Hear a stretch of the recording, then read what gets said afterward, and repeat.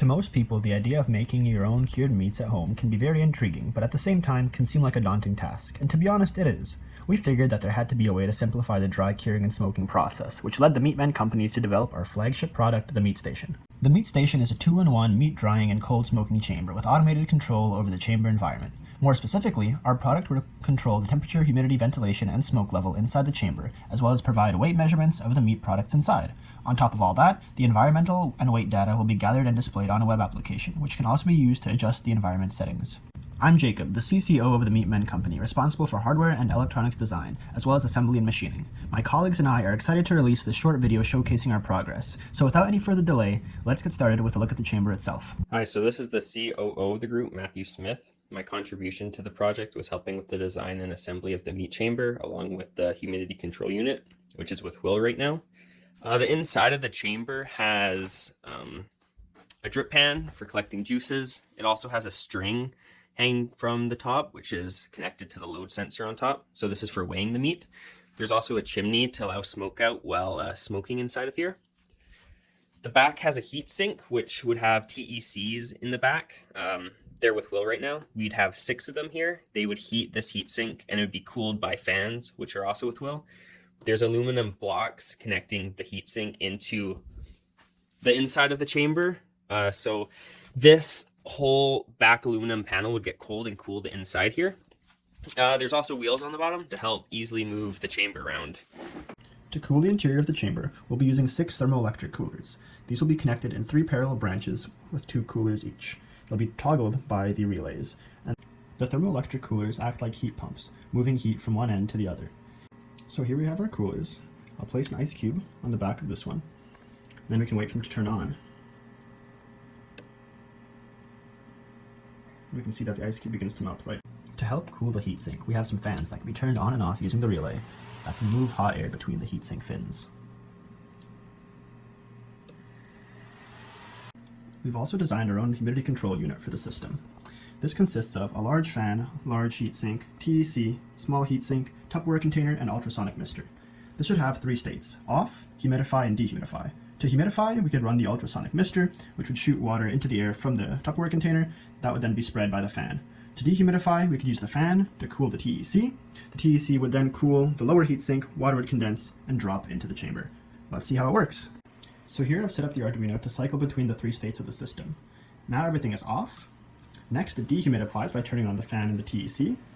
And then it humidifies by keeping the fan on and turning on the ultrasonic mister. Typically, the ultrasonic mister would be inside the Tupperware container of the unit, but just to keep things dry in my room, I've placed it separate. This is William Kim, the CTO of Capstone project. We have used 3 microcontrollers. This is first one, the Mega, which is collecting data from sensor and operate other modules.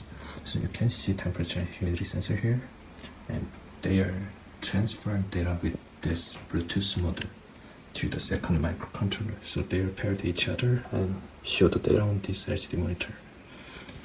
So if you see the point, they are encode and decode with the JSON format. Let me quickly show the load sensor is working. So I hang the jetboard here, and you can see the weight is working. It will also show up on display. So this is our last microcontroller, which is transferring data to our cloud web server, which is hosted by AWS. You can see the get request and the collected data. So we're on the cloud web server right now. Let me quickly show the database is working. I'm going to select the recent 10 logs. You can see the data and time is correct. And this is a PHPMyAdmin, which we can control the database with the GUI. So we can send the data with the database. We can send the command with the database. So if I open the chimney, it's going to send command through the second microcontroller to first microcontroller, which is going to open the prototype of chimney. That is used for the smoke out.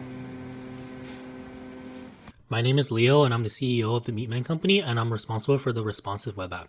So as you can see here, it's a pretty simple control panel. We have the temperature, humidity, and weight displayed, and that is graphed in a database. And here we have the target temperatures and humidities, which the user can modify to change the actual conditions in the smoking chamber. Here we have a toggle between starting smoking and stopping smoking. And here we have a toggle to open and close the chimney as demonstrated in the previous video. And here for the weight, you can toggle between pounds and kilograms. I'm David, the CFO. Me and Leo were responsible for the cold smoking component. The smoke is generated by burning wood chips in a smoker box. We use the butane torch to ignite the fire. In the event of an emergency, the fire stopper is used to suffocate and eventually extinguish the fire. The meat station is designed with cradle-to-cradle standards. Most of the materials used in the prototype can be recycled and reused. This includes the majority of the aluminum and electronics. The only exception is the installation's polyester, which may be considered waste. The main power source is also clean energy. In electricity, the major challenge faced by the Meatman company has been the COVID-19 virus. This has resulted in our team moving all team meetings to online conference calls and individually finishing each part of the project before safely transferring off to other members of the team. Some of the future product enhancements include ventilation of the airflow, a smoke box on the side of the meat station, and adding a centralized power supply.